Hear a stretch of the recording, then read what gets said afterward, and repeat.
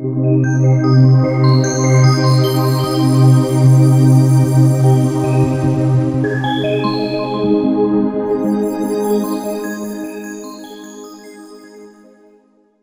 Michael Leander. I am right now at the DMAI Conference 2014, organized by the Direct Marketing Association of India. We have some of the best digital and direct marketing experts attending here as attendees or as speakers. And I'm here with one of the many great speakers here. His name is, I have to be careful with the pronunciation, Balaji. He is Indian, but he has experience in digital marketing from both outside of India and inside of India. So let's hear what he has to say. So Balaji, why don't we start if you tell us a little bit about your background. So I have about 13 years of work experience across India and the US. A couple of years with a telecom services company, then 1.5 years with an internet company, and then about 9 years in a financial services company. So that's been the overall experience, and the last 9 years I've been in the US working for a financial services company, and have done roles both in traditional direct mail, product management, and then over the last 4.5 years, 5 years, I've been doing digital. That's excellent. So let's start somewhere. Why don't we look at digital marketing as a whole? And with your experience from the US, which is a very, very mature market, and then your new experience from India, what do you see are the main differences, and where do you think Indian marketers should be focusing over the coming years? I think India is probably a good year to couple of years behind from a digital marketing capability perspective, right? So the kind of capabilities that exist in the United States as compared to India, I feel that we are getting there and pretty fast. But at this point in time, I would say that some of the core information and technology that is required to take us there is still coming with a 2-year lag, right? In the US, I think data about consumers is available in the internet space. Of course, I don't know who the consumer is, but I know that people like him or people like her in clusters, right? There's a lot of information which is kind of helping marketers put relevant products messaging to consumers, right? And this is also kind of problem solving for the consumer, because they don't have to look hard. They just have the right product shown to them when they go visit an e-commerce provider, or then they're going shopping online. It's being served to them in a platter, right? Here in India, I think we still have to do a lot more hard work to get to that place where we are able to make a consumer's life easy, to serve them with the right choices of messaging, ads, products, etc. So that's the big difference. That's the big difference. And if you look at how companies are purchasing, let's say, reach, do you see any significant differences from, let's say, the financial services industry that you've been a part of for a long time in outside of India, let's just say outside of India, as opposed to inside India? I think if you look at the overall spend on digital marketing, it's like touching more than $100 billion now across the world, right? So it used to be probably about 40 or $50 billion a few years back. There's a lot more marketing dollars that are getting to digital, primarily because one, it offers the whole personalization ability. So I know a little bit about you. I don't know who you are. I know a little bit about you, and therefore I'm able to provide you right information. Second is I as a marketer can make course correction. So hey, the campaign is not working for me because people are not clicking on it, or people are not converting on a message that I have provided. So me as a marketer can immediately go back to my team, look at information that's coming through, and make course correction to help make my campaign efficient. That may have not been possible in traditional media. I've already put the money out to television or print media, and the money is already gone. And I can't go back and then make a course correction because it's going to be a very costly mistake, right? So that's where I think digital marketing is getting much more powerful from a marketer perspective, even, and also from a consumer perspective, right? I abandoned So these days in the US, if you were to abandon your shopping cart with a few items, then the retailer is actually chasing you with the same ad and trying to knock off prices every time, saying that, okay, you didn't purchase the shoe, now the shoe price has gone down by 15%. So I still want the shoe, I'm actually going around shopping for a deal, and now I'm able to get better deals because the person knows that I was looking for the shoe. And so that's where I think data and data is helping marketers and consumers get to a win-win situation.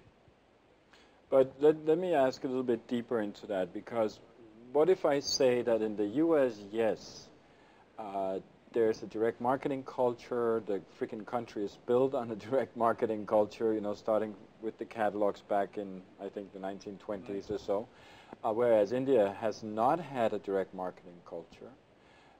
India, it seems to me, and this is my statement, seems to be very much spray and pray with everything they do. So I think you may be partially right. I think over the last many years, I think there is a move towards more direct marketing. If you look at number of phones, handsets in the market today, it's probably close to around a few 100 million, right? Handsets, right? And smartphone penetration is also going in a big way. So the idea is how can I reach to these customers, and that's what users are thinking of. So mobile advertising is something that's just ready to break in and drive big volumes in the country. But in the past, yes, it has not been the case because there were no devices that supported it. But there are close to around 150 to 200 million internet users today. So which means I have now the ability to go and reach out to these audiences which never existed 5 years back or 7 years back. So now with the advent of internet bandwidth, the amount of smartphone penetration in the market, and the overall awareness of people and accessibility is helping marketers get more personalized and get more direct to consumers as against spray and pray. Let's hope that happens. But so let me just ask you about acquisition, because you've been in the financial services industry for some time, and I'm assuming acquisition costs is a huge proportion of the total marketing spend. What have you found to work best if we're talking about approaches to customer acquisition, specifically for financial services? I think, first of all, the product is the key, right? However bad the product is, if the product is bad, however much money you can put on the media spend is not going to drive numbers for you. So the first piece is, are you building a product that makes sense for your end consumer, and is it relevant to them? Is it going to add value to their life?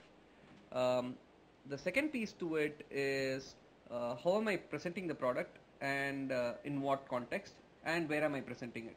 So let's say that there is I'm going into, let's say, a business section and of a newspaper or an online, right? And I'm putting an ad that doesn't fit into the overall story. I am here, I am looking for financial information, and therefore, hey, an ad for a mutual fund makes sense, right? But if I'm going to have a sneaker ad in a financial services section, how relevant is the communication? And second is, am I in the mindset to go and say, okay, let me move from stock prices that I'm looking for to immediately shoe shopping, right? Mm-hmm. So we need to, the second piece is, how am I building context? Am I being relevant, and is it the right time and place for me to present the opportunity to the customer? So those are 3-4 big things that are that will help sell the product. The last piece of it is, if I can get more information on what's your life stage, right? If there are surrogate information that's available, let's say that I get a data list of people, small businesses which are applied for new telephone lines, right? That is telling me that, hey, this business is growing and therefore requires new telephone lines. Yeah. Or if there is a data available in terms of saying that these are the list of businesses which are looking for new office space, or saying that have signed up with the registrar of companies, right? Then I know that here is a business that is ready to grow. So those are relevant data, so therefore my communication is relevant, saying, hey, you're starting a business, here is a new credit card for you that will help you grow. Yeah. That's relevant, right? So am I able to find relevant surrogates in the marketplace that will help me pitch the product in a right way to customers is a critical piece of information that is required to make you successful. Yeah, that's very good advice. So just the last question for now, and on camera anyway, is do you think that, let's again talk about brands in financial services or insurance or related industry, do they need to plan for more nurturing as opposed to what they have been doing previously? I would say absolutely, right? Because just selling your product is not enough. It's about how are you adding value to your consumer's life, right? That's the critical piece of it, which means that how is your you should look at your product and see how it's impacting your customer's life, and then therefore how can you build value around their life that makes sense. So whether it's tying up with partners and relevant brands which makes sense to the customer. So how do you bring a whole host of benefits, whether it's content benefits. For example, if you are a life insurance corporation, right?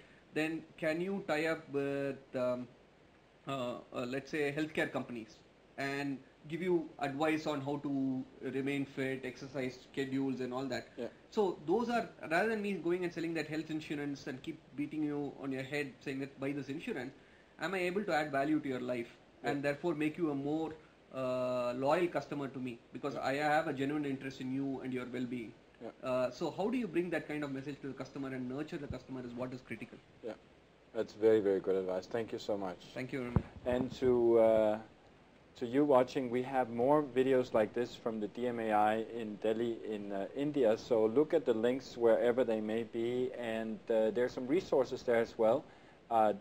Click on them. I think you might be able to learn something if you read or interact with some of those resources. So thank you so much for watching, and have a good day today and all the other days.